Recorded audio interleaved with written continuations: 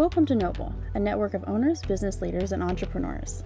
Here, we focus on the 5 stages of business: launching an idea, establishing a business, hiring employees, creating leaders, and then expanding your impact. We hope you enjoy today's session.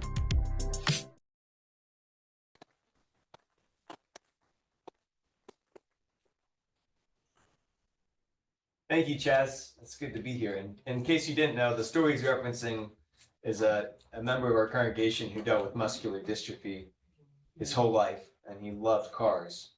So when I heard about Chaz, I asked him if he could maybe if he's ever driving the Ferrari out through town, if he could maybe just cruise by and let this young man see this car because he couldn't get out. And Chaz said, well, I talked this over with my team and I'll bring 5 cars and we'll be there Sunday. So that young man had a car show in his parking lot his last summer on Earth. And it was deeply touching to hear his dad tell me that wasn't just a highlight of Alan's summer, that was a highlight of Alan's life.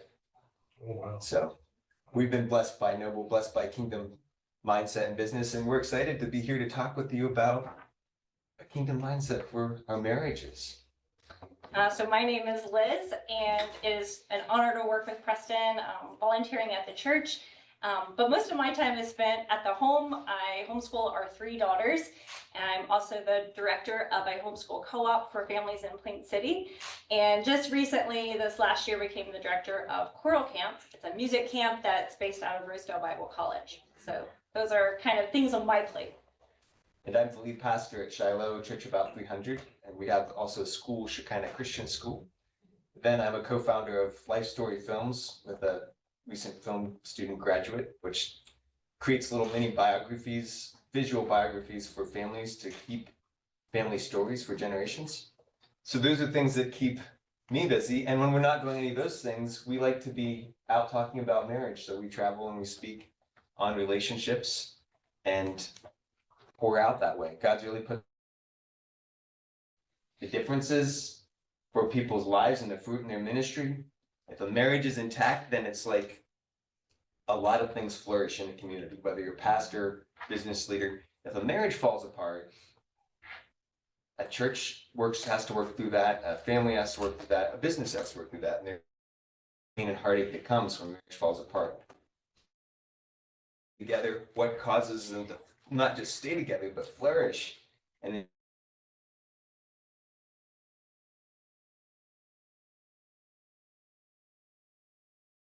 So we'd like to hear and what business or organization you're a part of or you work with. And then if you could just share one Valentine's Day celebration or thing that you've done that kind of stands out as like a fun thing that you've had in your marriage. we're always looking for Valentine's ideas. It's my job to find a new restaurant to go to every year. That's a tradition. So he's just looking I'm for just saying, ideas.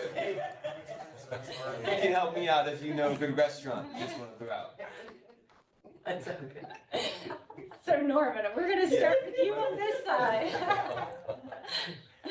You never cease to amaze me. Norman Brown. I'm the senior pastor of J.J. Ministries Church. My wife and I, we've been married for 31 and a half years. My recommendation, don't go to White Castle.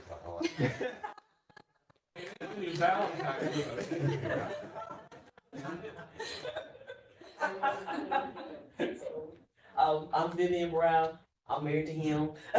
We do co-pastor together at J.J. Ministries Church.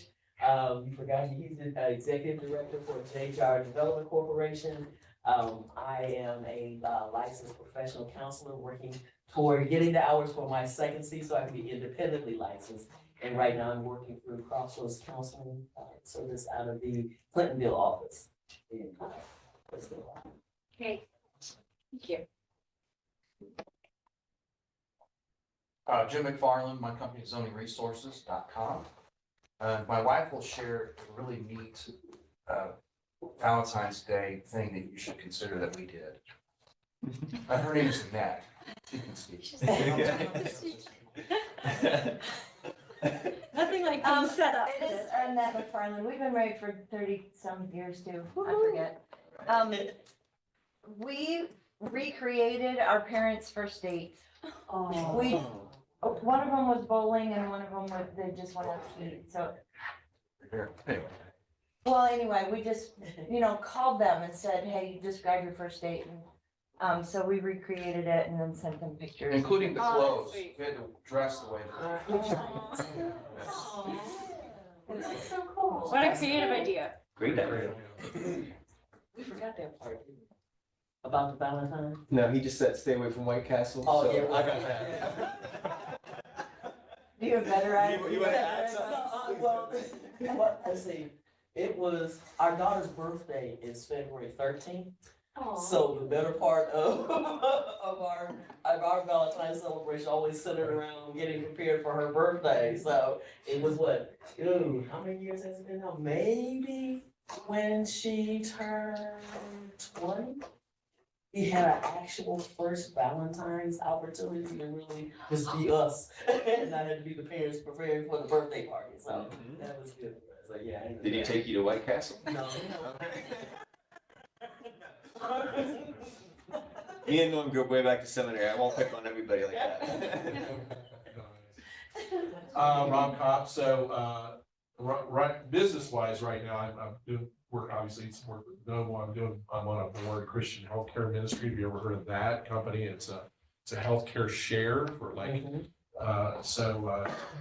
pretty large, we've got it's a lot of fun, a lot of work, it's absolutely a calling, so doing a lot of work in that area, which is, part of, I believe, my purpose, so we'll see how that goes.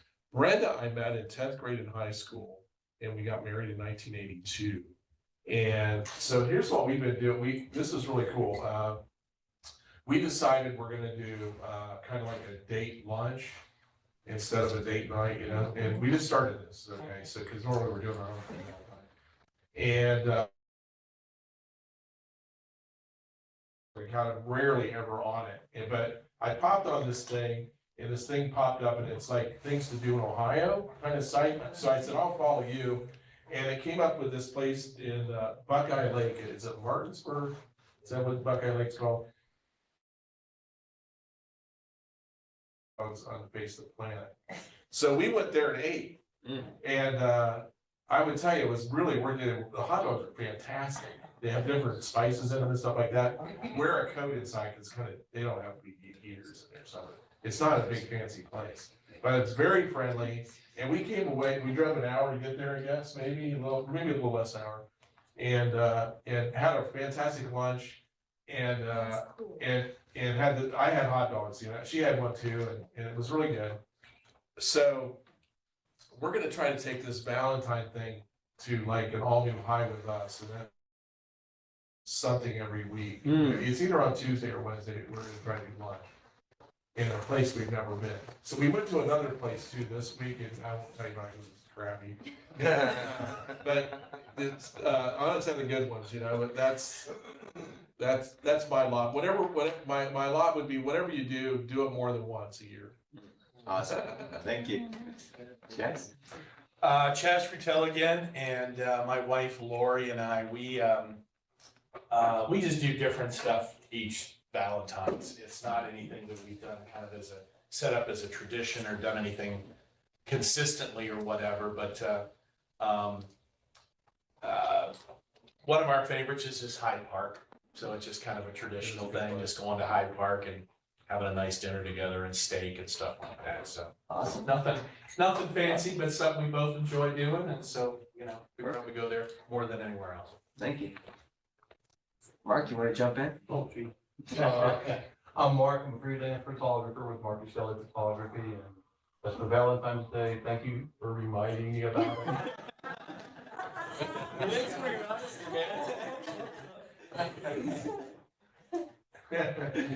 I'm Brian Miller, and my business is talent consulting. So my focus is a lot on relationships. So I'm really looking forward to hearing about, because I focus on work relationships. I'm excited to hear about marriage relationships. I think for us, one of our favorites is going to Gervasi in North Canton, Ohio. So it's you kind of enter in this big hedgeway thing, and once you get in there, you just think like you're in Italy. It's very very nice restaurant. They got several different types of restaurants now. It's growing all the time, but just kind of like don't even know you're in Ohio anymore when you go in there. So we went there for a really nice dinner and some wine and things like that. I'm Sherry Miller, his other half, better half. Our businesses, like C said, are BSH Talent Consulting and PC Medallion. We've been married, this will be 28 years this year. I agree, I think Gervasi was probably our Valentine's Day. Thank you. You can talk to somebody online. Yeah, for everyone online, if you want to drop it in the chat, or if you want to come on and, They can just unmute. oh, just unmute. Let us know your names, what your businesses that you're involved in, organization. Valentine's event. Laverne, I can't. I see you talking, but I don't hear you. Yeah, They just turned on their sound. 1 second. We're turning the sound on this side, I think. No, it's them. Oh, it's them. They need to up their mic. Can you turn up your mic? Just drop it in the chat. Just drop it in the chat. I can read it. They drop it in Yeah. the chat. We go to someone else. Yeah. You want to jump in?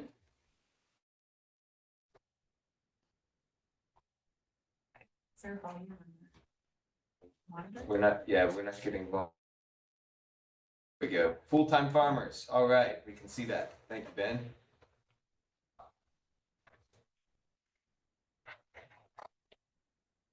Spent Valentine's Day in labor with our third son. That's memorable. 2 years ago.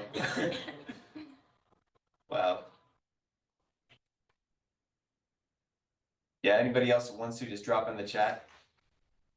Favorite Valentine's Day memory? Let's jump over here, you guys. Josh and Ray. Joshua Vidor, serial entrepreneur, real estate investor. Rather than getting into all of it, I'll just leave it at that. Valentine's Day, I'm a huge supporter of the artificial holiday that it is, so I buy a card. Renee Vidor. I am an author, speaker, and I mentor especially college students. Valentine's Day, I'm going to say, I'm gonna cheat. It wasn't specifically for Valentine's Day, but it was right before Valentine's Day. Our first date was officially 22 years ago today. Oh, wow. And yeah, we've been married for 20 years. So we went to Disney on Ice right around Valentine's Day. So we'll just claim that as a great Valentine's Day. Awesome. Great. Oh, Susie Gilliland, my husband and I have been married as of this month, it'll be 32 years. And yeah, exciting.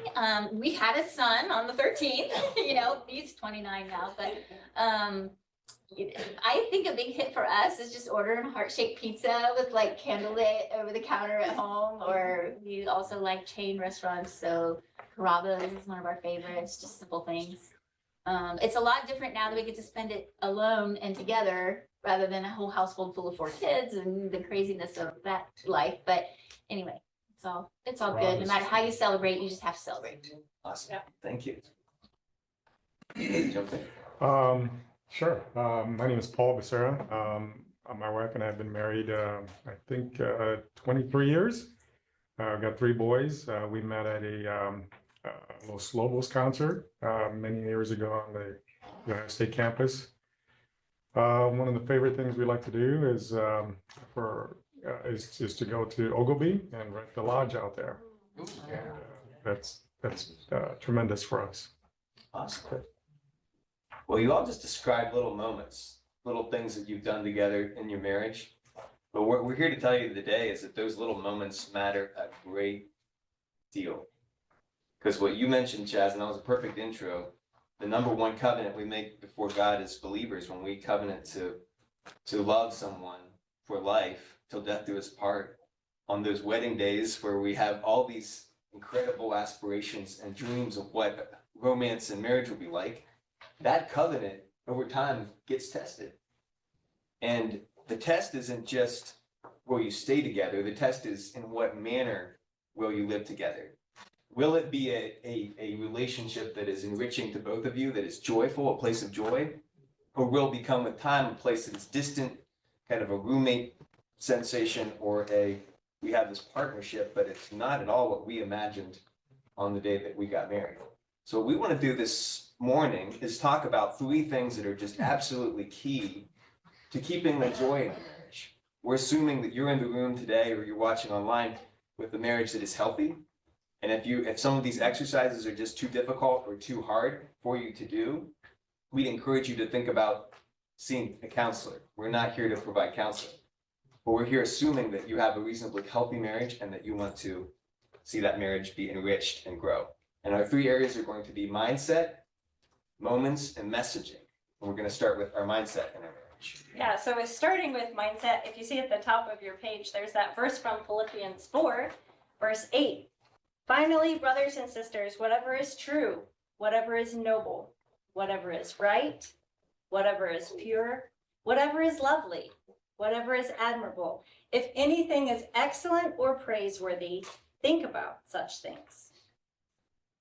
This verse was written by the Apostle Paul to the church of Philippi while he was in prison. So as far as reasons he had to focus on that were good and noble and true and right, he had a lot less of them than we do. But he's still calling believers to, in their relationship with God, focus on the things that are good, to have a heart of worship, to be filled with the Spirit. And that's going to have a direct tie vertically when we walk like that with God, with that kind of mindset, kind of like you would want your employees to show up to work, right? Positive, focusing on the good. They're showing up to make the mission happen.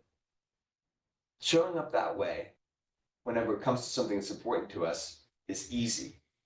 But what can happen is when our business or organizational leadership demands are constant, we might start to lose the vision for showing up that way for each other. And the way we started out dating, how easy it was back then, it might get a little more difficult and tested with time. But let's jump back to the dating part when it was fun and easy. Yeah, so all of those words in Philippians about thinking what is good and true and noble. When I first met Preston, that was real easy. We met at Rosedale Bible College, and I remember thinking he was really smart, he was articulate, he could just think about things. He was like this philosopher person. He took time with people. He would sit and listen, ask questions, and I just thought that was really attractive, and just thought to myself, like, this is a keeper. And I met her, and I remember one of the first impressions I got when I leaned over to a friend was like, you see that person, see that girl over there, she's filled with joy. Like I could see it in her face. And as I got to know her and watched her, I was like, I was not wrong on that assessment. She absolutely is a joy-filled person. She would pull the students together to make cookies in the kitchen, and students that maybe didn't have a lot of friends, and I would see their faces light up. She had joy and she shared joy. We went and visited an elderly couple in the nursing home as part of our assignment. And whenever she found out that Mrs. Gordon was her name, had this fond memory of tea cookies, she went back to the college, found that recipe, and made the tea cookies. And the next time we went back to the nursing home, she got served her favorite tea cookies. It's hard to tell if he likes the cookies, like. Food is a way to a man's heart.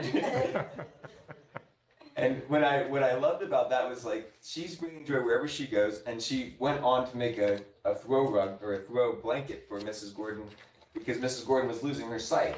So she was losing one sense, and she thought, but she can still feel. So she made a special blanket for her that she could feel. And Mrs. Gordon's son told me that whenever she passed away, they actually put that blanket in her casket and buried her with it. So I thought, man, a lady like that who can bring fun and joy into any situation, even a nursing home, that's somebody that I find very attractive. And she's a keeper. So there's this term that's called positive sentiment override. Did you hear that building between us as we met each other? Wow. Believing, and basically what this is believing the best about the other person. If there's differences, you just believe the best about them. If there's things where you agree, you're just believing the best about them. And even if things kind of come up that bother you or irritate you, you can overlook it because you know who they really are. You can believe the truth about their heart, who you know them to be. And this idea is having positive sentiment towards your spouse. And it's so easy when you start out dating. You only see the very best in them. When we got engaged, however, I had a mentor tell me in Cincinnati that he said, now Preston, what attracted you to Liz? So I told him joy. I mean, her email address is havingfunalways@pa.net. I love it. This is so High school attractive. brainstorms. And then he told me, he said, now Preston, and this guy's been married for like 50 years. I want you to know the same thing that attracted you to her is gonna drive you up the wall after you're married. And I was like scared and nervous because I once heard a pastor say at a wedding, no joke, that love's a drug that God uses to get two people married. And then after the drug wears off, then they wake up and learn how to love each other. Really love each other. So I was saying, I was terrified as a young man. I was like, Lord, please don't drug me. Let me walk. Let me walk like they don't. So when he says this to me, he says this to me, I'm like, oh no, is this drug thing again? What is gonna happen? Am I gonna spend half my life like driven up the wall by something that I think is attractive in my spouse? And what is it? And then I would think, no, he's wrong. I mean, she's fun. How in the world would fun ever drive me up the wall?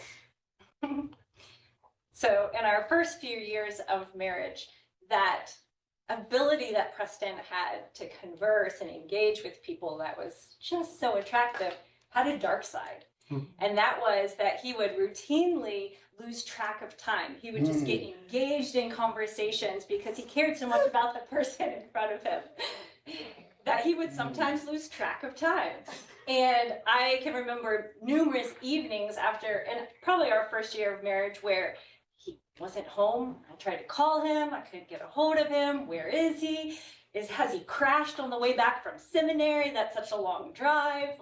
And I started believing something in my head, not overlooking those little things, but I started having this negative sentiment towards him and thinking he doesn't care about me. He never takes his phone charger, and just kind of holding on to these negative things towards him. And when he would walk in the door, when he finally made it home, right, exactly. It was not the warm, fuzzy, newly married vibes that he was looking forward to. It turns out my mentor Ed was right. Very same things attracted somebody. There's probably something about that same thing that may drive you up the wall. We were also a couple, maybe it's the first year or two, that I remember thinking, I just want a night at home. I want a quiet, peaceful night at home. But she's got plans for the night. And then we got plans for the next night. And every night, it seemed to me, more nights than I would have gone out, guess what she wanted to do? Go out. And I was kind of just going along with it, until in my heart I started realizing, I don't really like this. It seems like what's happening in our relationship is we're having fun all the time, but I'm not having much fun. And I have to work at figuring out, how am I gonna not start to dislike this about her, the very same thing that attracted me to her? So when I heard about this idea of positive sentiment or negative sentiment, it made me stop and pause and say, what am I believing about Preston in those moments when maybe his personality things are rubbing me the wrong way or situations are coming up? And today, if Preston would be late, which doesn't happen as often as it used to, I can stop and I say, I don't tell myself he doesn't care about me, but I say, I know he cares about me. This is the truth, right? What is the good truth that I know about him? Is that he cares about people. And someone probably walked into his office right before he was heading out the door, and it changes my heart attitude towards him, but it also will change the way I first interact with him when he walks through the door, because my heart is literally believing the best about him. And for me, the shift is very simple. It's like, if I wouldn't have met her, my life would be boring. And I can appreciate and enjoy all the places I've gone, the people I've met, the trips that she's planned, the outings we've gone on, the fact that I've got to find a new restaurant for Valentine's Day this year. It's something that I've come to enjoy and appreciate. It's largely because she is a fun-loving individual and I can find ways to get my night at home reading a book and talk to her about what I need. But man, who she is, this is what I tell couples. If you are problem solving together, if you could put the problem on the table and say, let's figure this out, you can solve anything. But the moment you start thinking she's the problem or he's the problem, that's an unsolvable problem. You've got to be able to put the problem on the table in front of you and say, let's figure it out together, and believe the best about each other that you can. Yes. One of the differences that we discovered in our marriage is about year 7, and actually Vern and Rhonda are joining us on Zoom today. They actually introduced us to something called the Prepare and Rich assessment, which gives you a 10-page couple readout of your relationship. And it puts your personalities side by side. So we saw for the first time, I put that on the fridge.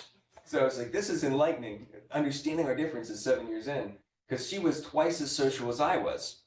So there you have it, that early thing of like, why do I want to stay home and she wants to go out? Well, twice as often she's ready to go out and I'm ready to stay home. And then the survey really helped us start getting that language of let's appreciate the differences. You don't try to change your spouse. You recognize the difference and you appreciate the difference. One personality thing that stood out to me on that assessment was the fact that Preston was twice as pleasing or relational oriented than I was. So when I'm very goal oriented and thinking about life or anything really, Preston is twice, he's thinking, maybe it was even 4 times as high as my bar on that little graph that we had. But he's thinking about how other people are feeling in the middle of a conversation. And my mind is just thinking about the goal. And one thing that we've learned to navigate in our differences is what are the strengths that I can learn from him? Like, how can that strength make me a better person? Because if I appreciate that about him, if I believe the best about that difference, then I can grow and I can learn in my understanding of what people are thinking and feeling in the middle of a conversation or in the middle of a team meeting, things like that. And with her strength of being low on people pleasing, which at first sounded to me like a pretty big weakness, being honest about negative sentiment creeping in, it does that every time. As I studied that a little more, what I realized is her strength is setting boundaries. So I might be like, hey, let's start fostering this year. Let's just become foster parents. You know, let's adopt a kid and let's host an international student. And in my mind, I might want to do all those things at once, but guess what? She's going to be wise enough to say, I think we have limits. We can't do everything. And also wise enough to say, you need a day off. You need time with the family. The family needs you. When I might be like, everybody at church needs me all the time. I can't take any time to be home with my wife or kids because that could consume me. That's my calling. But she's wise enough to say, there's other things that are important. And unless you have a boundary, unless you say no to something, you're going to miss what's most important. So in marriage, there's always going to be differences of personality and differences of vision and all kinds of things. But having positive sentiment towards each other is kind of this road towards peace in the middle of those differences. So turns out that Ed Wilson was wrong. He was right and he was wrong. The very same things that attracted you to your partner in the beginning can drive you up the wall at times. But the thing to remember when it's driving you up the wall is probably something in your spouse, something about that's frustrating you. But if you can understand the difference and appreciate the difference, you actually remember, this is why I found this person attractive. This is why I found this person attractive. Ruth Bell Graham said that if you have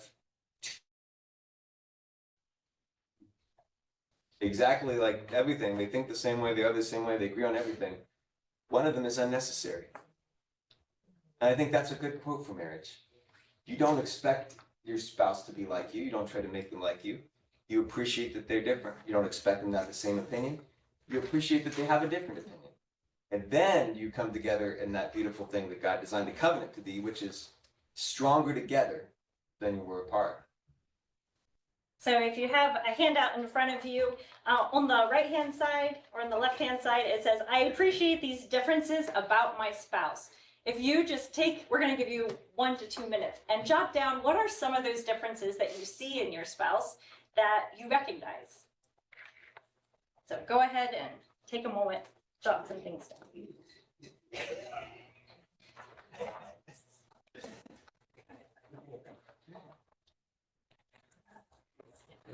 Does the prepare and enrich assessment still exist somewhere in the face of the earth? For sure, yeah. That's what we use with couples, yeah. I never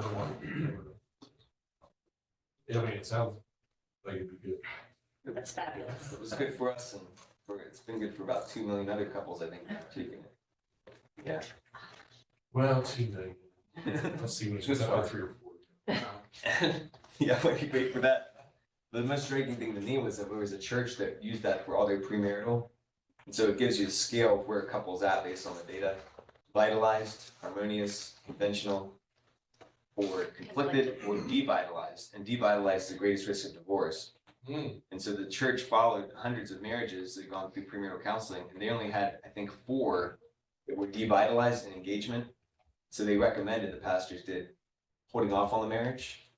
But none of the couples took their advice, and those 4 couples ended up divorced. Yeah, they got married but ended up divorced. So yeah. Yeah, I had a pastor friend, he's passed now, but he did a lot of marriages, and he said, it was a friend of mine, he counseled them. And he said, you know, Rob, I counseled them not to get married. And they got married anyway, but he goes, it happens, you know, so that, to your point, I think you brought that up. Yeah.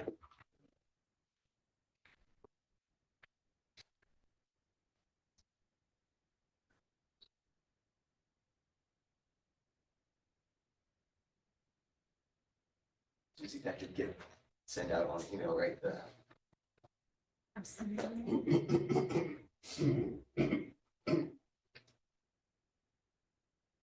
I think if you're watching on Zoom, you're going to get an email with a handout as well, so you can follow along, but you could just jot it down or even share with your spouse if you've got your mic off.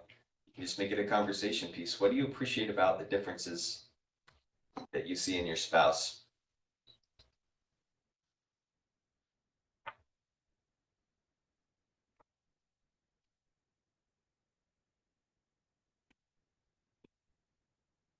And if you're writing it down without your spouse in the room, you know, this is one of those things you can just keep in your mind. The thing about mindset is, whether it's one spouse or both that are working at it, one spouse's mindset shifting makes a huge difference in the marriage, because the way you approach things will be completely different. I had one guy that was a business owner, and let's just say the marriage was at a difficult place, a rocky place. And I said, how significant do you feel when you're in the room with her compared to when you're at work? He said, I'm a 10 at work, I'm a 0 when I'm with her. And so then he's thinking, you know, the tendency is that we blame the other person. So then I shifted the question and said, how significant do you think she feels when you're in the room with her? And he got really quiet. He was like, probably a 0. And see, if he starts to change his mindset and starts to appreciate things that have been frustrating to him, he will show up very differently to her. And then guess what? She will reciprocate, ideally, and they will find their footing again, their relationship. So the mindset work can be done together, it can be done individually. But after mindset, we want to keep moving to emotional tank. So in order to be able to have the mindset of having positive sentiment towards your spouse, you yourself have to be at a place of being filled up. This idea of emotional tank is that your inner world, your own personal inner world, is satisfied. You have a joyful satisfaction with how life is going at that time.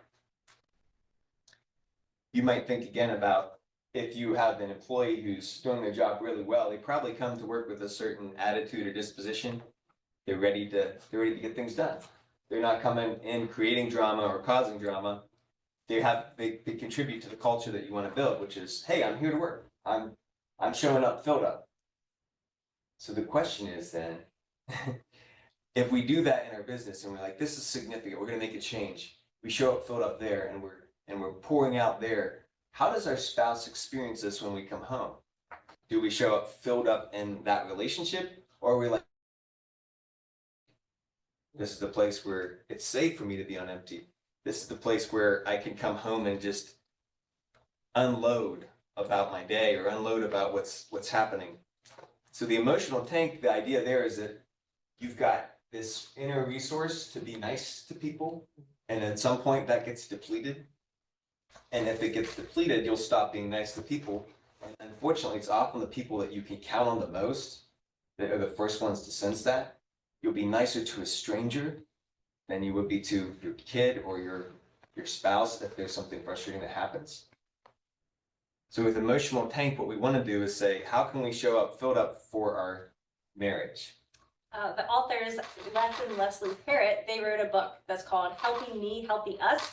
And so often people say, I want a healthy us, like I want a healthy marriage. But they kind of back it up and say, it first starts with your own health. Am I showing up in the marriage at a healthy, full place? And we've used this language for asking each other, how is your emotional tank? Like how filled up have you been this last week or today or after this day of work? Where are you at? And we've come to realize that if one of us is below 40% in that tank, having hard conversations is not a wise idea, or trying to work through problems is not a great idea, because you have to be at a place of being filled up emotionally before you can tackle those things together. What drains your tank? There's two kinds of stressors. There's internal stressors. That's what's going on in your head. And for anyone who has a business, anyone who's leadership, it can be nonstop. You can be thinking about what's happening when you wake up at 3 a.m. You can be thinking about stressors on how are we going to make payroll, or you can be thinking about, in my case study, when you've gone through COVID, is my church going to survive the differences of opinion in our congregation? Are we going to make it through and bear witness to Jesus?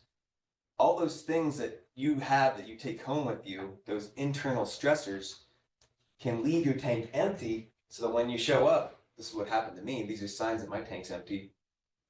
Your wife says something to you, and guess what? She says something to me, and my head's at a completely different place. And then I'm like, did you say something? Really, my mind is, and my kids can pick up on that. And also, if somebody left something on the floor, suddenly I'm like, who put that on the floor? And I hear my voice being way more intense than what the situation merits. Those are signs for me that my emotional tank is getting low. It's like, I'm not showing up filled up. I'm not showing up like the person I want to be. And how can that be for my family, the people I want to love most? It's really hard to have that positive mindset that's going to overlook offenses in your marriage if you're personally just strained. So there's those internal things that can drain us, and then there's the external things, and that can vary very widely, whether it's a 2-pack schedule or if things come out of the blue, like if all of your kids get the stomach flu the same day and you're like, oh my goodness, the laundry, the to-do list, everything's piling up. Those kind of things can just emotionally drain us, gets us to the point of saying, okay, what can I do to fill myself back up? And that's where personal awareness comes in. If you're driving your Honda Odyssey and you see that your gas gauge is down to 3 miles, you got 3 miles before you run out of gas, what are you going to do? You're going to get gas. And so, or you're going to be stopped on the side of the road. And if you can develop the self-awareness to say, hey, I'm running low, what am I going to do, becomes a question to recharge so that I can show up like I want to in my relationship with my spouse. If you're not aware, you're not going to grind to a halt, but here's what you're going to do. You're going to drain your marriage of energy. You're going to drain your marriage of strength, because you're going to show up inflicting pain instead of giving love. You're going to show up out of a place of depletion rather than a place of giving. So when you're aware of it, then you can make decisions to fill up the tank.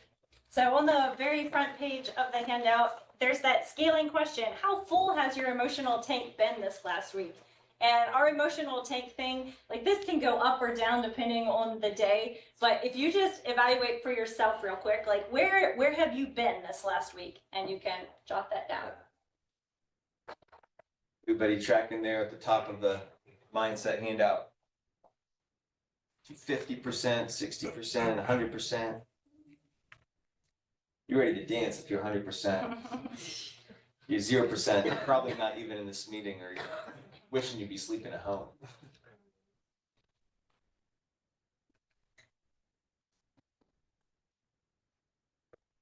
Next, right after that, when we want to think about when our tank gets low, what things recharge us. You know, if you look at Jesus' life in the New Testament, there was a morning, a very important morning after he'd done incredible work, incredible ministry. And because of the ministry he had done, guess what? People were coming from all over, lining up to be healed, lining up to hear him teach, important stuff. And guess where Jesus was?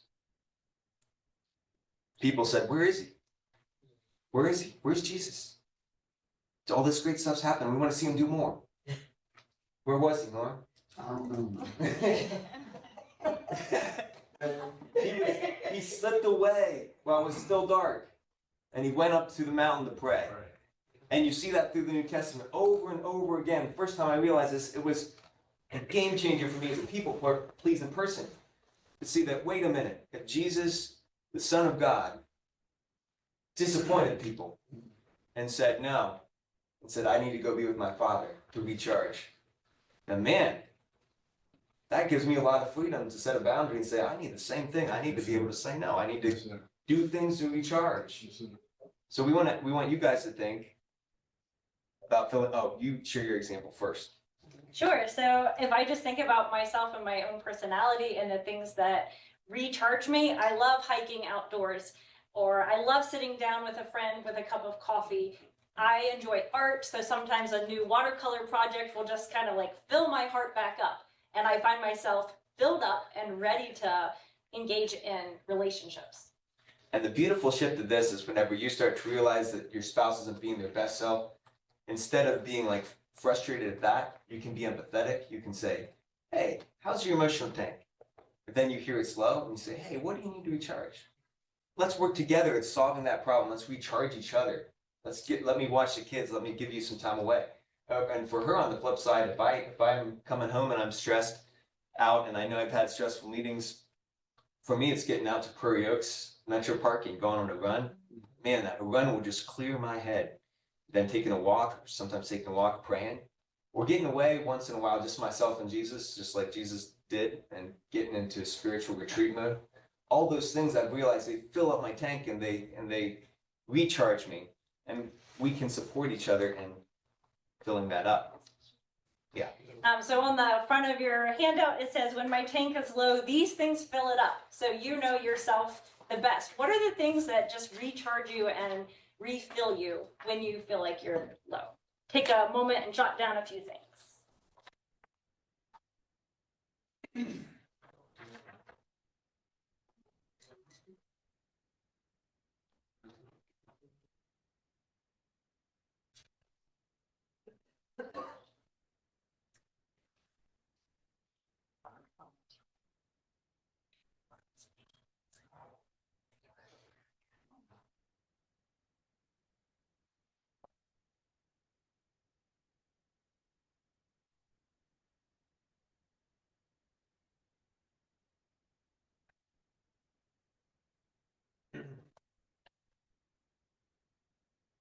Hopefully you jotted a few things down there. There's more questions that you can take home. And if your spouse isn't here today, on page 2, these questions are related. You can fill them out together with your spouse. At the bottom of page 2, I just want to highlight the challenge for you. And this comes out of Dr. John Gottman's research. He was a guy who had experienced divorce. His colleague had experienced divorce. He was a psychologist. So he set out researching what makes a difference. Why do some couples thrive? Why do some couples fall apart? And one of the things that he found was a very simple stat, is that couples that stay together are happy. They have this knack for having 5 positive interactions for 1 negative. So they might be different. The story I like telling this one, like there's a couple that's been married over 60 years that I sit down with, and they're like, she is so spontaneous and enthusiastic, and he is so logical and organized. And they still disagree to this day about which school was better that they went to. They went to different schools in the same community. And she'll say, this is why this school is better. And he'll say, this is why this school is better. And then you know what they'll do? They'll laugh. They will laugh. And when they talk about how organized he is and how disorganized she is, guess what they do? They laugh. You know what that is? That's positive sentiment coming out. Because they appreciate the differences And it enables them to have positive, like laughing together, smiling together. All those are positive interactions. Negative interactions are like rolling your eyes, scowling, shutting down, all those little things that we communicate. So the challenge is get your mindset to where you're showing up in your marriage with that's happening. It's really clear. It's like, yeah, 5-1. I've got that. Even if your spouse is still working on getting there, if you get there, it'll make it a lot easier for them to get there. So let's leave that one and jump on to moments. Since the moments are slipping by quickly this morning.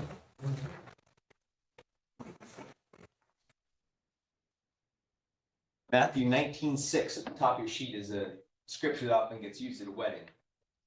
And I've been privileged to officiate weddings, and it's one of my favorite things about being a pastor. And this is what Jesus says about marriage. He says, therefore, what God has put together, let no one separate. And I tell you what, I haven't seen a couple on their wedding day that couldn't do the 5-1 ratio. Every couple I've seen, they're smiling, they're happy, they're enthusiastic, they're ready for God to bring them together in a covenant for life. Like they've made that decision. There's happiness there at a wedding. And it's a beautiful thing to see. And I think going to a wedding is a good idea when you're married because it will remind you of what you set out to accomplish. So in thinking of these moments that couples are going to walk through in a marriage, when John Gottman, the researcher, sat down and said, well, I'm going to research what are the things that create happy marriages. And so what he did is he took 125 newly married couples, and for a weekend, they recorded all their daily interactions. So their chats, their meal preps, their TV watching, their game playing on the table. They recorded every single one of those interactions, and then they followed up with those couples 6 years later. And what they found is that some of the couples were very happily married, some were still married but unhappy, and some were divorced. And so they took that research and they divided the couples into two different groups. The couples that were happily married, they called them the masters of marriage. And the couples that were unhappily married or divorced, they put in the disasters of marriage category. And they went back to that recorded video footage from 6 years earlier, and they were looking, is it the depth of conversation that these couples had that put them in this masters category, or was it how often they agreed or disagreed? And it wasn't any of that. But what they found was quite remarkable. It came down to a simple thing that they called bids for connection. You know, Jesus said, what God put together, let no one separate. And what happened is that they were able to identify emotional units where one spouse would reach out for connection. And based on the response rate, what happened in those moments, that predicted the outcome of whether or not somebody's happily married or not. It wasn't whether they agreed or disagreed. It wasn't even the depth of the conversation. It was just a simple stat of, are you responding when your spouse makes a bid for connection? We watched the video, the research video, and the one I'll never forget because it could so be me, is the guys watching TV and eating cereal. And you know, guys, we get in that zone. And what's better than cereal and television or a game or something? And his wife comes into the room, and you see her go out to the curtain, and she pulls back the curtain. She says, oh, it's a sunny day out there. And the camera, you know, you see the guy, and guess what he's doing? Munch, munch, munch. And she says, it looks really nice out there. Second bid. Munch, munch, munch. Third time, she tries to say something little. Totally escapes him. He just keeps eating and watching TV. That is what they categorize in the research as a failed bid for connection. And those little things make a big difference. Now, another situation, the guy was reading the newspaper and he read something horrible happen, and he just said it out loud. You know, this is an awful thing that happened, a crime or something. And his wife's in the kitchen working, and she's like, oh, that sounds terrible. Guess what that is? A successful bid. Because he said something, she responded, and that's bringing them together. That's the opposite. It's not like just don't separate and don't divorce. It's like, how can you stay together in your union in a way that God designed? So when they looked at those couples that were happily married, they went back and said, how often do they respond to these bids? And it wasn't 100% of the time. It was only about 87% of the time, but they were positively turning towards each other and accepting those bids. And the couples that landed in that other category, they were only responding probably about 33% of the time when they went back and watched that footage. So when you commit to staying together for life, you're going to go through different seasons of marriage in life. Our first 2 years, we didn't have kids. Man, looking back, that was a pretty easy season to give and respond to bids. Then I started full-time pastoring, and we had 3 wonderful children during our home, which we absolutely adore. But guess what? They make a lot of bids for connection too. And what we found 7 years in, when we took this Prepare and Rich survey, not only did we have some personality differences, but we were in a new season of life where we weren't having as much fun together as we used to. Prepare and Rich survey pointed that out. It's like your leisure time. You guys, we're not really enjoying life like we used to. And we just have more things that are taking away from those chances to give and receive bids for connection. And if you're here today, some of you have been through different seasons. Your kids are grown up and now you're on your own and you're figuring out what does life look like now, getting to know each other in a new phase. And the ultimate phase that I watch couples walk through as a pastor is even when your health starts to diminish. Because that's what you said when you got married, in sickness and in health, right? And I've seen couples live that out beautifully where they're working with each other to downsize or move into assisted living or caring for each other, or even just holding a partner's hand while they're taking their last breath. That's what Jesus had in mind. You talk about a bid for connection. Whenever someone can't speak anymore, but they just make a sound to their spouse, and their spouse takes their hand and pats them because they know that the end is near, and they just say, it's okay. We're all going to go through this. We're all going to walk through death. Seeing people be there like that, you're like, that's what Jesus drew up when he drew up marriage. Not just a love that's short term, but a love that lasts for a lifetime. So as we think of these bids for connection, and many, many of these bids happen all day long. And it can be really obvious bids like, hey, Preston, do you want to go on a walk with me after dinner? Something like that. It's like an actual invite, a request. Would you do this?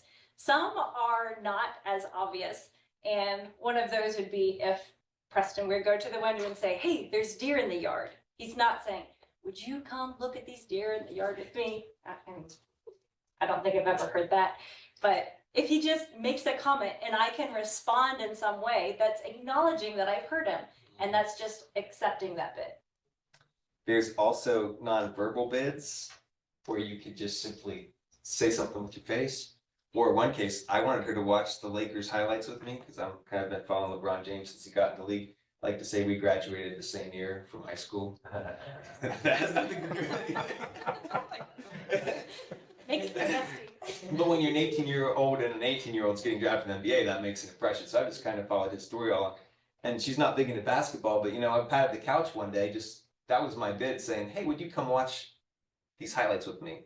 And she sat down and she watched the highlights with me, and that meant something to me because I like sharing things with her that are interesting to me. And when I know she's not that interested, it means that she's doing it for me because she cares about me.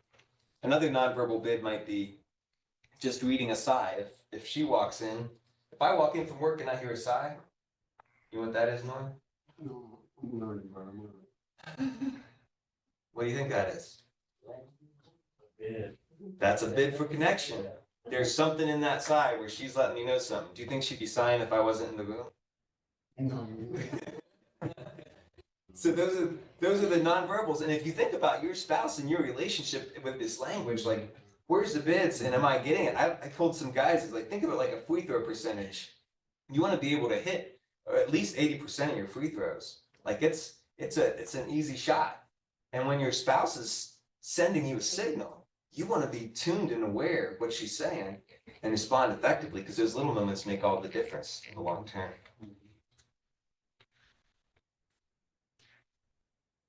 So what's your bid percentage response? I think that's a question we have for you at the top of this worksheet.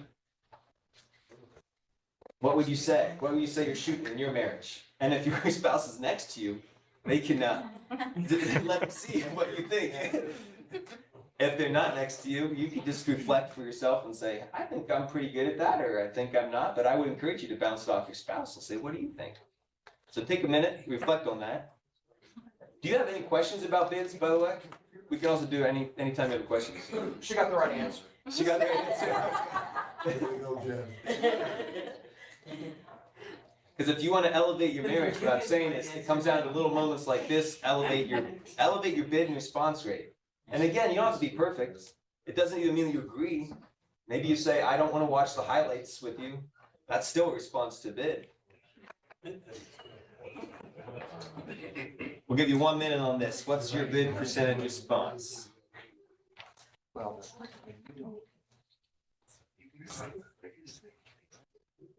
That's pretty. Especially if the TV's on. Hey, if the TV's on, does that like count against the bid thing?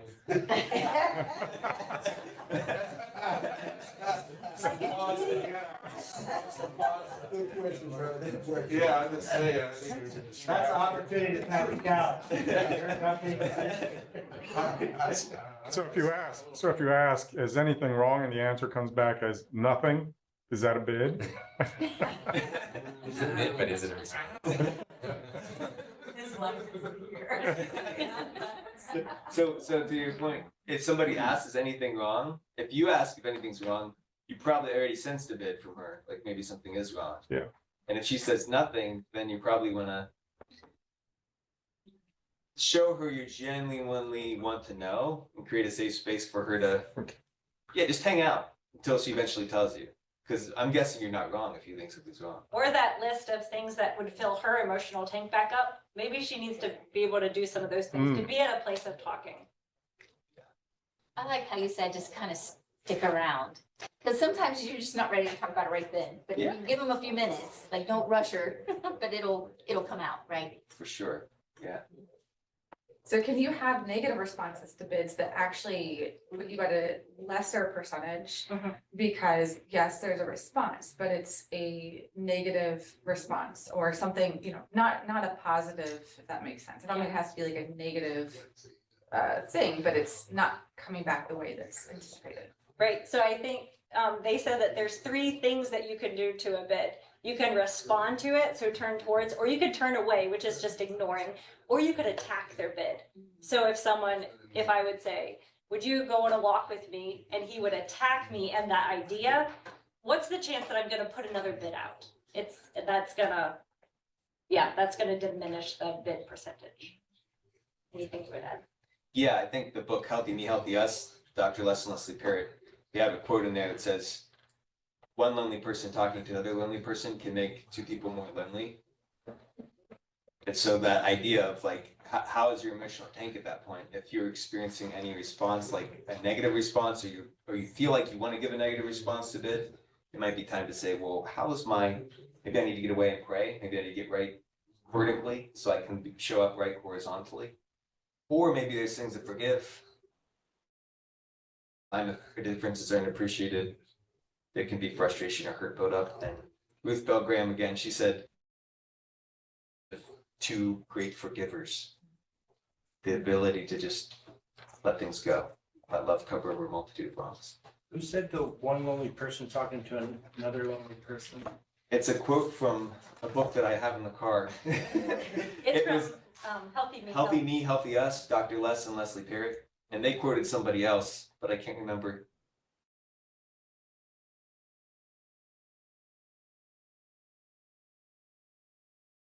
Only. And again, I think that's a description of when your emotional tank's on empty. That's why we don't always talk. Sometimes we need to wait to have that conversation till we're at a better place. Good questions. Thank you all. Any other questions? You asked about the TV. It's a huge distraction. When I go to a restaurant with my wife, I try to find one that doesn't have a TV because I know if we're on a date, guess It's where like mine's gonna be. my head is over there. Oh, look at that highlight. Look at that highlight. Yeah. Or, Those are bids. it's like she's the main attraction, but I have a hard time not being drawn into that. That really happens to you. Yeah.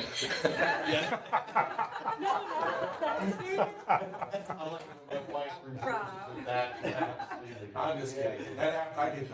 I'm wearing that all like crazy this season. I'll actually find one that has a TV. So, Oh, okay, yeah. it's not good. Hey, man, you're growing. Wherever your marriage is, you can elevate it, man. It's funny, because I'll be home unwinding a little bit, and I'll be watching a show that's mindless, and, it kind of just starts to kind of take me away from the day. But I've learned though, as soon as I hear my wife open the door, I grab the remote and I'm ready to put it on pause. Because I know she's gonna start talking about something. Right? Yeah. Something she's bidding out there. And it's I like the bid thing because I've never heard of it that way. And so it's a good term and, something to keep in mind. But it's like I'm holding the remote control, just waiting for that bid is what it is, So to pause and then be able to respond, because I've never been a good person to respond. Yeah. Good for you, man. Way to go. I think men really like that because there's another book called How to Improve Your Marriage Without Talking About It. I think it was like marketed for men specifically. Yeah. And because what we were looking for, oftentimes we're just clueless. We want to do the best we can, show up the best we can in our marriage, but we're like, somebody tell me exactly what I should do because I don't know. And when we get overwhelmed with emotion, people think men have less emotion. Not true at all. We have just as much or more, but we just handle it very differently. And if we feel like we're failing in our marriage, we're gonna back away. We feel like we don't know how to respond to our wife's intense emotion, we're gonna back away. Not because we don't care, but because we don't know how to care. And so anyway, I think the bids are helpful for that. Like, you can do this, guys. Just respond to the bid, even if it's not perfect. Good questions. All right. Should we keep going? Oh yeah, let's do this real quick. If you look at the bottom of the sheet, you've got what moments together have been my favorite. We'd like you to think again about some positive times when you think we responded well to each other in these settings. So there might be, like we found out early on, we like talking while we're driving. If I'm driving and I have something to do, it's not the TV, but it's not too much to do, I would just like come online and we talk for hours and we still do that. So we're moments when you think, I think our bid percentage is really good when we get in this environment. Because sometimes it's not about your inability to respond to it, it's about the environment you put yourself in, making it challenging. So what moments together have been our favorite? Interests, and that might be a daily moment, that might be a weekly routine, or that could be a big one like an annual getaway that you do. We like to get away. We like to get away twice a year on little retreats, and then every 5 years on something big. It's just proactively putting yourself at a place where you are eliminating distractions so you can give and receive those bids. Yeah. And with that, you might think on the next sheet, what are my, or on the side there, my interests and my spouse's interests overlap in these areas. We had differences in our interests, but we also found common ground with we love nature, we love history. So our first big trip 5 years into our marriage, we went to Ireland because it was filled with nature and history, and we just loved it. 6 days of shared interest.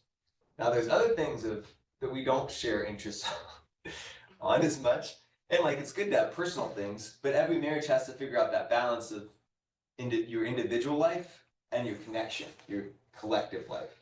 And so you want to have some things that overlap where you can share those interests, and that also makes your bid response easier if you're actually interested in the same things. Did you want to say anything about birding? Sure. So there is a line that says, what's important to you becomes important to me because it's important to you.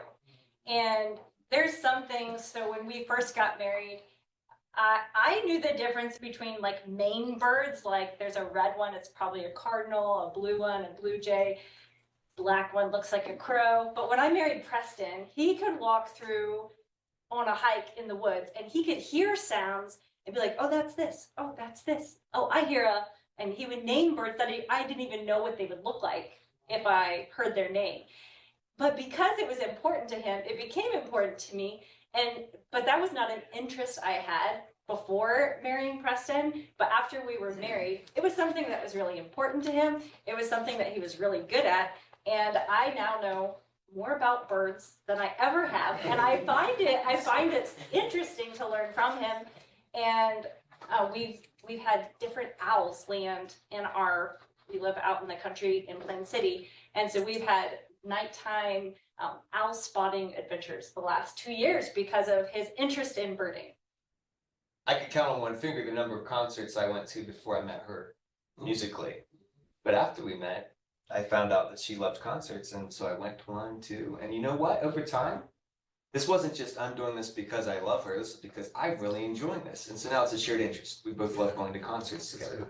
And so wherever you're at in your marriage, if you're thinking we don't have anything that's a shared interest, just think maybe we should explore something new. It's never too late, especially if the kids have just cleared out of the house and you have all this new time.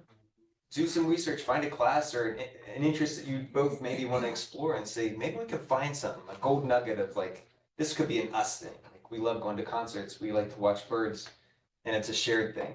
There's still plenty of things that we do separate. Like I like to read all the plaques at the history museums. Every single word. And that wasn't, that's not very efficient. Not very efficient in her mind. So after a few times of those, we were like, you know what? I think I'm going to have a history friend that likes to read all the plaques, and I'll go history museums with him. That's a good answer. But the key is know your shared interests, something you could both enjoy, and then on the back, on the next page, you have more questions you can take home with you. But again, the challenge there is plan an overnight getaway that excites both of you with shared interests in mind. If you can go, like, maybe your wife loves watching TV just like you do, and you like watching all the same shows, then you've got some common ground. But if she doesn't, then what's something she's interested in that you're interested in? You could both say, let's devote a getaway out of town to, and let's enjoy it. Let's soak it up. What's the season? So what season are we potentially in? So I call spring the season when you're married and you're right on the childbearing side where you don't have kids. Summer, you've got kids. Fall, the kids are up and grown and they're out of the house. Winter, you're getting old together. That's just my view of seasons. It's like when you start to have the doctor's visits are on your calendar as much as your date nights, you're probably in winter. And each one of the seasons brings different challenges. Like, and my question in the back of my head is, are we building up enough love that when we get to that last season that Yes, sir. I'm gonna want to be like I saw one guy in the nursing home do. They had root beer floats. They each got a root beer float. His wife had a stroke, so she couldn't eat, and he was serving her ice cream first. And when she ate all the ice cream, which she didn't often eat, guess what he did? He took his root beer float and he gave her every last spoonful of his ice cream. As a guy who loves ice cream, I'm like, now that's love. That's self-sacrifice. But it was a joy to him. You could see he was there to love and serve his wife, and I want to be there whenever that day comes. That's You know, within those two seasons, I guess fall and winter too, like in our lives, I'm 66, but with both me and my wife have had a seat. We're still in the season here where it's helping take care of your elderly parent, right? Mm-hmm. Which really takes your focus off each other. I mean, we have conversations about this all the time. So somewhere in there is that other. Maybe it's a whole different lesson, but that creeps up on you. You know, and you kind of go, wow, I didn't see that coming. And then grandkids on top of that. And then grandkids on top. Yeah, and so you got the both ends of the age spectrum, but yeah, it's kind of interesting. It's another great thing to take on your overnight getaway with your spouse and just sit down and reflect. What season have we come through? What season are we in? What do we do to build the marriage that God wants us to have in this season that we're in? Thank you for that question. Any other questions before we move on?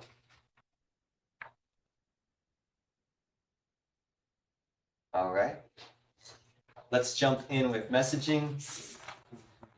The third and final sheet you've got there. This is just a real quick, how do we communicate to each other? And Ephesians 4:32 gives us a beautiful passage that I think can inform our communication for our marriages. Be kind and compassionate to one another as in Christ. God forgave you. I once heard someone say, hey, I've forgiven this person, I just don't want to talk to him anymore.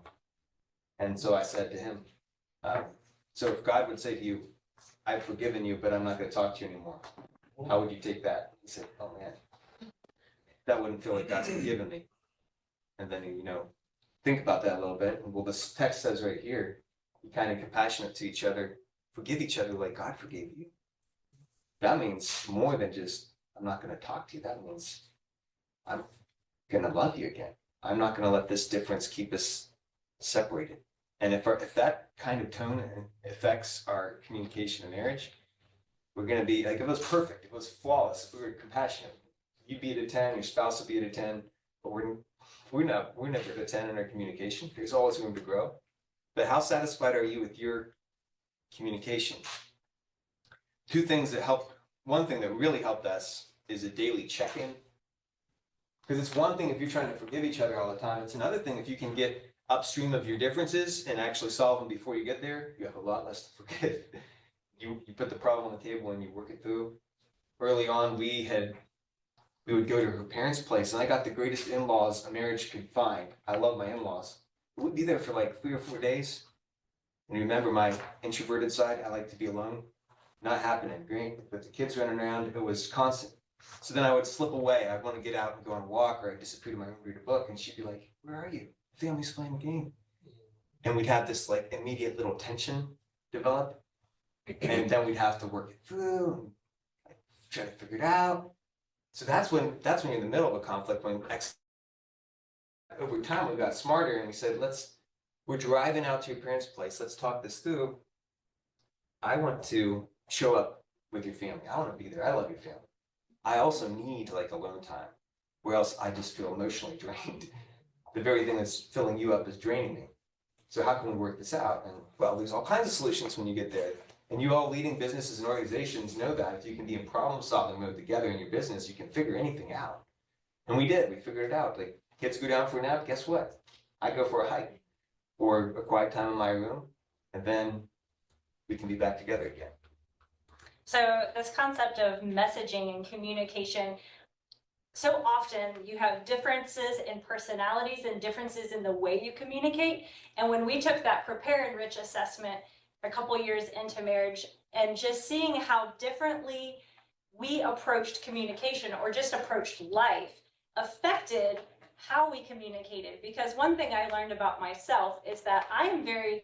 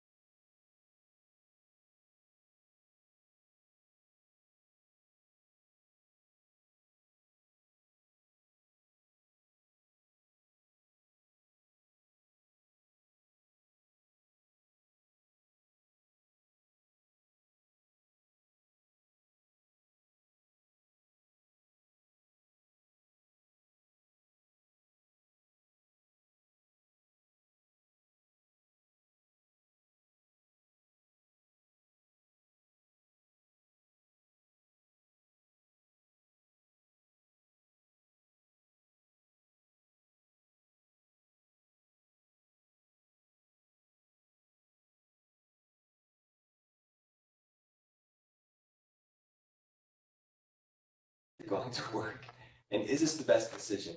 So all those things would come up for her. And then she would also hear him sometimes talk about ideas that wouldn't happen. And she would be thinking, well, how long are we going to talk about this? Either we should do it or not. So if you're married to an entrepreneur, or if you are an entrepreneur, there's probably something you can relate to there. These two great minds loved each other, but struggling on how can we communicate effectively with our differences. So for this particular couple, he would have many ideas, and this would bring distress, emotional distress to her. She was willing to help implement ideas, but it felt like we haven't implemented this one, and then here comes a new idea. And so they said, we care about staying connected. So how do we talk about this? And what we did is we sat down and discussed this. We found out that he was feeling a sense of almost rejection or hurt from how she was asking the questions. He would come up with the idea, and then she would ask a question. Separate conversation, but similar situation. One guy told me, it feels like my wife, like I'm in a hot air balloon and she has a machine gun. Just shooting down my ideas. Not that she's shooting him, but like you're riddling my idea full of holes and I want to dream a little. So they were missing each other in that way because he wanted to dream and she wanted to plan. But they had a desire to stay connected. They did. They wanted to stay connected through their differences. And so they said, we need to figure out a way to be able to talk about his ideas and have her also feel really good in the midst of the conversation. So that was where we shifted in this meeting, because I knew there was no way there's no way, even if you get the problem clearly out here, that in this meeting, they're gonna solve this problem. So I said, when and how are you guys gonna talk about this problem? Because I saw they had the strengths to work it out. And they made a goal of every weekly, they're gonna take 2 hours, undivided attention.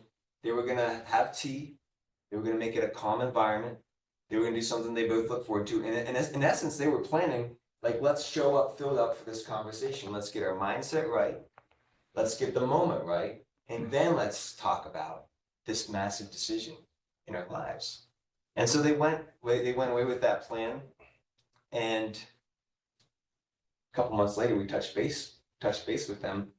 And they like came back with like this radiant look in their faces. Like they had solved not the problem, but they had solved the communication problem. What they came up with was so brilliant. We asked them if we could share it with you, because for them as business people who constantly are engaging with new ideas, and they have made so many ideas fly already, we loved this idea. They called it the idea roadmap. And it gave them a structure and a framework. It gave them language to talk in a way where two different personalities could feel very safe in the midst of new ideas. So check this out. This is why I love that you're doing this for Noble, Chaz, because I think the kind of people that Noble's reaching or starting businesses are very capable leaders, and they can figure things out. So they came up with this 4-phase system for ideas to be implemented that they could use in their communication. Phase 1 is, this is a dream. It's formation. The idea is being formed. In this stage, guess what? You can just form this idea, float it out there. It's not yet time for it to be refined in the fire of practicalities. This is a stage 1 idea. And I have like that because I have so many ideas cross my mind. I find myself using that language to throw, hey, this is a stage 1 idea. In other words, dream with me, let this balloon fly a little bit. And then guess what? For me, it's probably gonna fly right off the map and be gone. So we won't need to invest more energy in it, 90% of them. So stage 1 is formation. Stage 2 is brainstorming.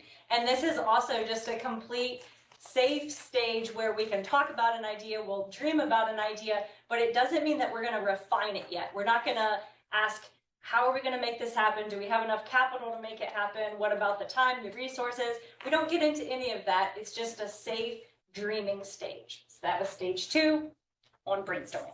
And stage 3 is actually refining. This is the phase whenever the idea generator is actually looking for influence with the differences their spouse brings to the table, a different perspective, different personality, all those things. And there it's fair game to say, how would this work? What would be the implications? I'm concerned about this. Do we have enough capital to make this decision in our lives? What about the kids being further away from the grandparents, all those questions and concerns. What about my emotional fears? What about my love of security and your love of new change? And how do these things all work together?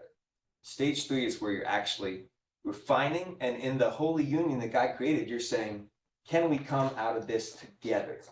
Saying, let's keep our marriage first. I love how you asked the guys that you're mentoring, how's your relationships at home? Such an important question. So that's stage 3 is refining. And you don't leave stage 3 until you have this agreement. We are doing this.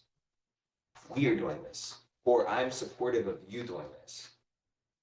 That's the idea that they went with in stage 4. And then stage 4 is implementation. It's the moment when you launch the thing, you start the LLC or whatever it is. Stage 4 is implementation, and you make sure that you're both on the same page with saying, yeah, we're going to move to stage 4. Does that make sense? Yeah, I like that one a lot. That's helpful for us because we're on the opposite ends on like relational versus goal and risk and no risk. So that's really helpful. The one thing we do, like it's more in the moment, not necessarily more of a process, is sometimes I'll answer as business Brian or spouse Brian. Ooh, that's good. Yeah. Clarify the hats that you're wearing. You say you're responding as business Brian? Yeah. First, you have to figure that out. I'm upfront about it. But that doesn't mean it doesn't drive me crazy. Any questions on that? We do have that. We just got this from them yesterday. They actually wrote this out. She actually shared it with a group of her friends. And so if you want a handout, we can get you one of those. We'll put that up front so you can get that to take home.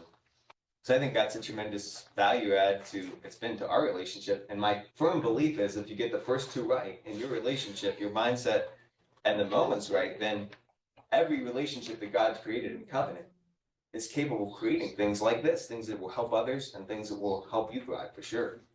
So the goal here is not just let's try to prevent divorce. It's bad. The goal is let's become everything God designed us to be, and let's go for it. Like time is short. Let's live it out.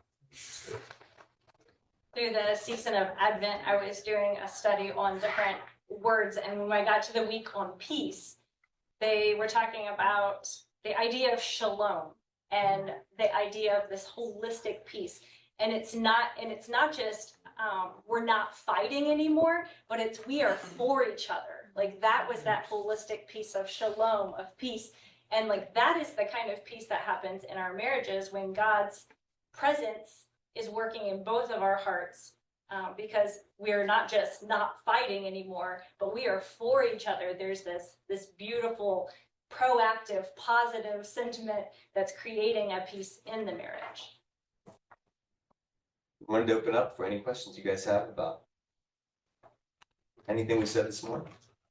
I don't have a question. I do have a comment. So this morning has been, we're going to our 32nd year. And so it's been a good time for she and I, for reflection, of our experiences. But I also encourage you guys providing tools, not only for marriage, but we're constantly working with young people who don't have good models. There's been division, single parent family. I grew up that way. So, by God's grace, he was able to provide models for me. And there's a lot of our young people don't have those kind of models. And y'all been given the opportunity to do that. So my question, have you been able to touch the lives of many young people to give that population of folks the tools to become successful in their marriage? We haven't, but I bet you could, brother. And I bet we could work together. We cross-pollinated before? Yeah, man. Yeah. Cross-pollinated. Thank you, Norm. Any other questions? Or anything you want to add? Maybe you're just sitting here listening and think. I have just, I noted my biggest takeaway today was that when our tank is low, it's not a good time to have those deep conversations or those working out those issues. But that's when you feel like you need to have them, right? So I like the tools that you gave and the ideas like talking in the car, setting a time, you're going to show up, filled up, and talk about things then. But it almost seems like in the good moments in conversation, are you gonna like ruin a good moment by like bringing up the hard stuff when you're supposedly filled up? I'm just like navigating that. I guess it's the intentionality to work on your marriage and make it better, especially the communication part. But do you have any additional tips to how to? Yeah. So I like the book idea, like how to make your marriage better without talking about it, because that's sometimes the hard part, you know? Yeah, yeah.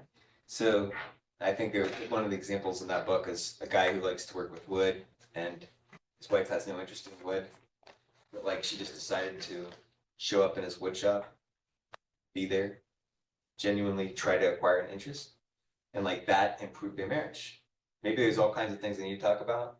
So I'd say if you get your marriage to where you feel like we can talk about hard things, set the expectation for it, probably. Like have the fun, but then say, hey, I'd like to have a talk about this at this time, this place, and I'd like it to go well. And again, if we're not confident it'll go well, maybe asking someone else to deal. And we got pushed up against it about, what, 2 years ago? And I was like, oh man, we better solve this or I'm gonna have to go back for help. Yes. I appreciate you're doing this. My wife and I have been really engaged with marriage ministry since we first got married. Our first cruise was the Love Like You Mean It cruise with Family Life, and we were church planting team leaders for several years in Indianapolis. And one of the first exercises in that particular experience every year was that you had to look at each other, at the spouse, look at them in the eye, and tell them, "You are not my enemy." And out loud, back and forth, and you had to start that every conference was done that way for believers and non-believers. So it's a helpful reminder for me, just to either think to myself or even sit there when I'm frustrated and she's not my enemy when you're just feeling something. Yeah, that's helping get your mind right. Yeah. She's not my enemy. So I have a question. Yeah. So in the times that you've had to counsel with different couples, we know, like I said in Matthew 19:6, that therefore what God has put together, no one separate. However, we know marriage was created by God, but not every marriage is created by God. Mm-hmm. How do you resolve those situations where you recognize? That's so strong. Yeah. Marriage was created by God, but not every marriage was created by God. So how do you handle those situations where you know there was no godly foundation to begin with? Come on, Liz, come on. I was gonna say, come on, Holy Spirit. Yeah. We need to listen carefully to the Holy Spirit's leading in those situations. Really, the reason why is because we've gotten to the point of where when doing premarital counseling with folks, it's like, okay, you're saying God has put you together, all right, so recognize that you're gonna have the wedding, then you're gonna have the marriage. And so when you're in the marriage stage and now you're living life, it's like now you're living with one another, and that thing that you thought was so great that brought you together, you find out, okay, and they say, God has put us together, we know he has. We're at the place now where we're like, okay, but you said God put you together. And now you're saying you want a divorce. Somebody lied. God's not a liar. And it's not that the marriage can't be saved, but the work that has to go into it. Yeah. Yeah. Well, you're doing the right thing and saying, hey, the Lord is a redeemer. He can redeem situations. But yeah, it takes two willing participants for that redemption to happen. Try to die. Gotta die to yourself. Yep. That's good. We have an online comment if you can hear us. There was someone. Oh, so question. Hey, Laverne. Hi. Yeah, I think we got our mic working here. Just wanted to let you know how refreshing this has been and how much we appreciate you sharing.